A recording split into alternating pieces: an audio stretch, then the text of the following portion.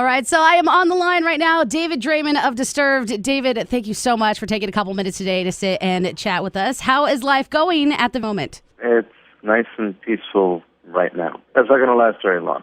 Right, you getting a little calm before the storm that is the big summer tour? Exactly. Are you getting to relax a little bit? Yeah, I spent some time with the wife and son. My little boy will be 3 years old in September, so he's, it's a lot is happening at this age, and I'm like gone for 3 weeks, and I like to miss him.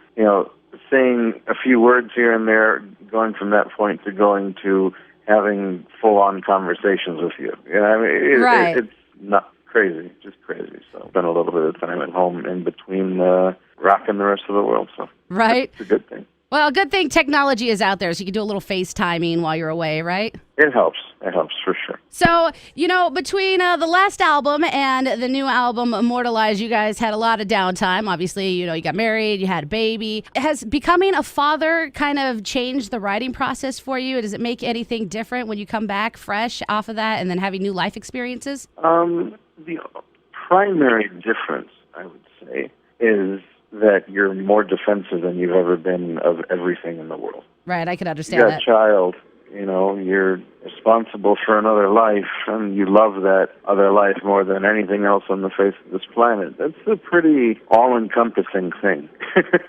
So it's bound to affect your focus. And I think that with Immortalized, we definitely had a very, very precise focus in terms of, how we wanted to do what we wanted to do, hopefully making sure that there were no limitations of any kind, keeping doors open to creativity. Everything was a really beautiful experience this time. Awesome. Was it kind of bizarre? It isn't at all times, but this one was especially beautiful. Right. Was it kind of bizarre getting back in the studio with the guys again after being apart for so long? No, what was bizarre was relearning that when we're in a room together and we're improvising, that we have chemistry that is unlike any that I've ever experienced, at least in my musical career. And Dan Donegan is the, Joe Perry to my Steven Tyler, so to speak. And, right.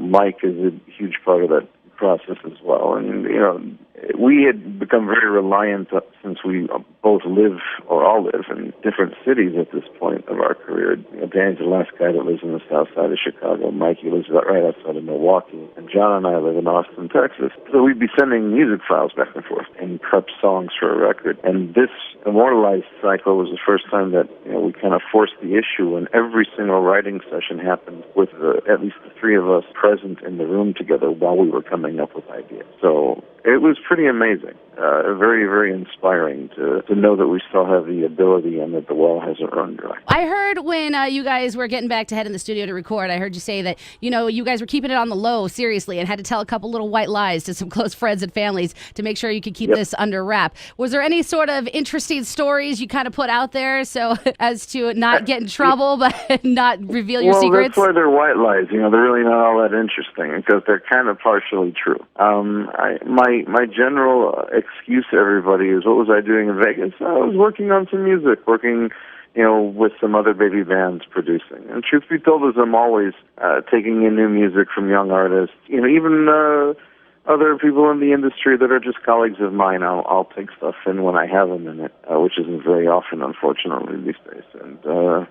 And work on something together with them. But creativity is a beautiful thing when you have people to share it with. Absolutely. So you guys just did a ton of festival dates. I've seen you guys all over across the board. Getting ready to kick off your summer tour this weekend. We are super pumped here in the Capital Region. We get you guys Tuesday night. Of course, Disturbed, Breaking Benjamin, Alter Bridge, Santa Sonia. They're going to be playing out at SPAC. Tickets still available, by the way, if you need those. What can we expect of the full Disturbed headlining tour this time around after being so long with not touring together? Well, you definitely can expect all the bells and whistles that people have been at least getting images from our Canadian run that we did, from the festival run.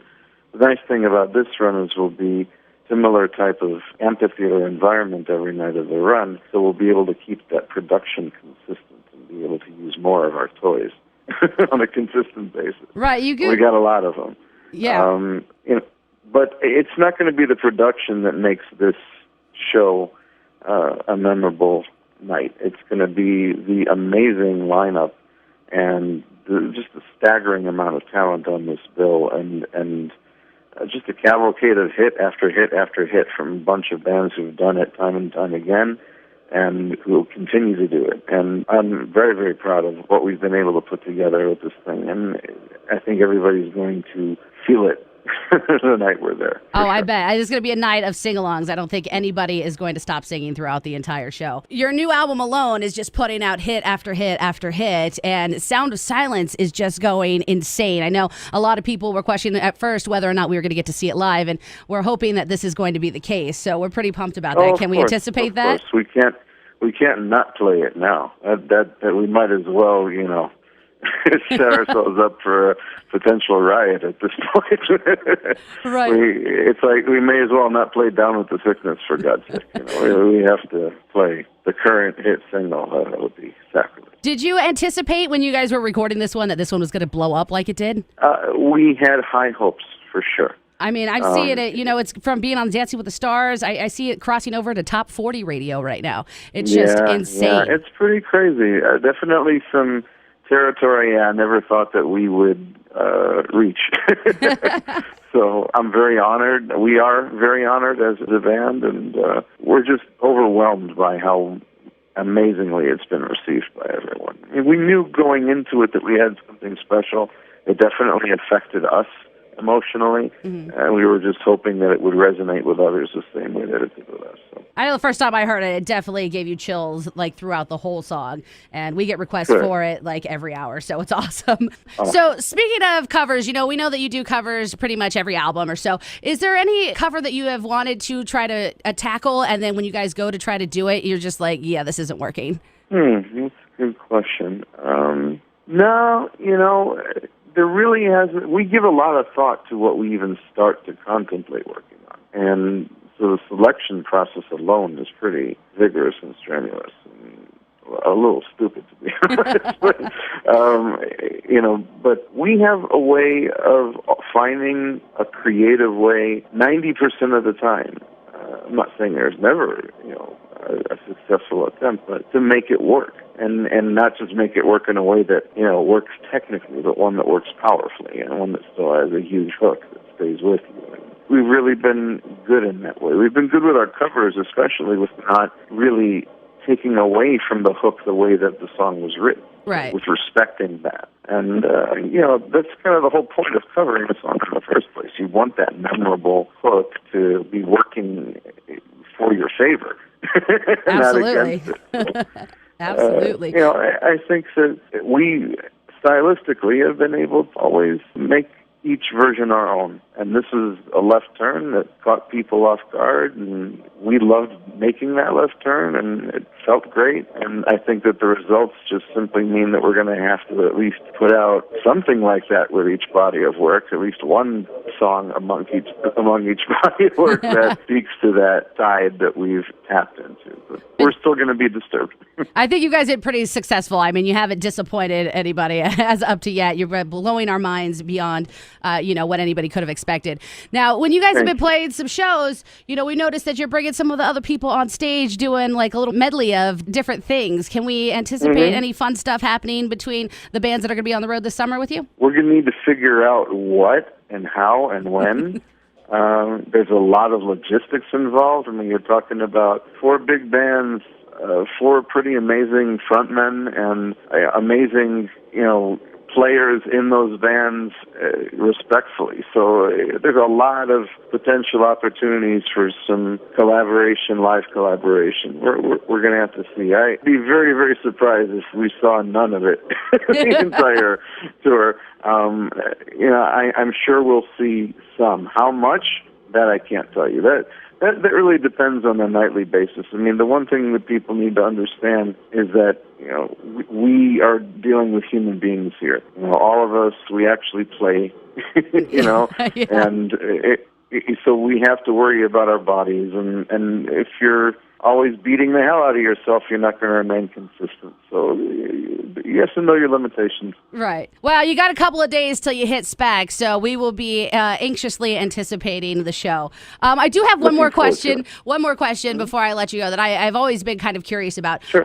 Disturbed and yourself mainly is kind of known for kind of throwing a little like scat lyrics into your songs. And I've always wondered how that comes about. Is that something that you're just kind of putting in there to hold place for the melody for the moment? Or it just comes organically? Or Exactly. That's exactly what it is. Because when I'm given, let's say, I mean, usually it happens two ways, and I hope this doesn't get too personal for you. But I either come up with the melodies and rhythms in a scat format on their own, or I will write them to a pre-existing riff and accompanying drum beat rhythm to 3-part progression, and Dan will usually send me about 3 or 4 or 5 of those 2 or 3-part progression ideas, and I'll start improvising with melody and rhythm in that scat format. Gilly up, whatever, just absolute gibberish. Right. Just to, again, find the placement, see what melody, what notes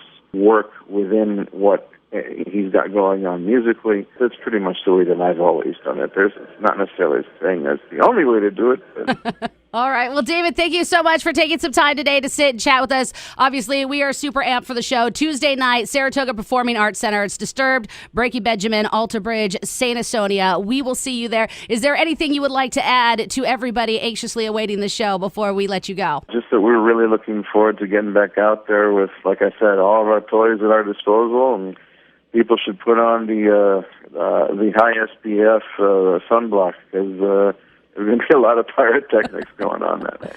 All right, David, thank you so much. We can't wait to see you. We will see you on Tuesday. Take care. Bye-bye. Bye.